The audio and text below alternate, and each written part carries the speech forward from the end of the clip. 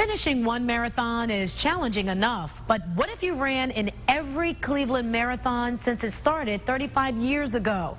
After Sunday, only a handful of local runners will have accomplished that feat on their feet. News Channel 5 reporter Bob Jones talked with one of the marathon's legacy runners.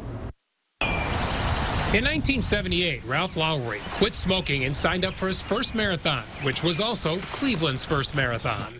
And after finishing and doing better than I expected, and in fact I qualified for Boston, then I basically got hooked on running. Ralph hasn't missed Cleveland since. Sunday will be his 35th year in a row. He raced the full 26.2 miles 29 years straight and switched to the half marathon 6 years ago. My best marathon in Cleveland was about 1986. I ran 2:36.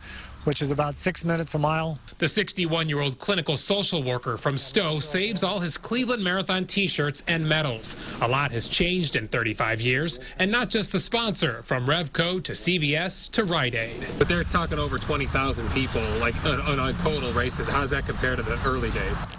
In the early days, it was a few thousand. Ralph has finished more than 100 marathons in his life and loves the camaraderie and personal satisfaction of the sport, even though it can be physically and mentally grueling.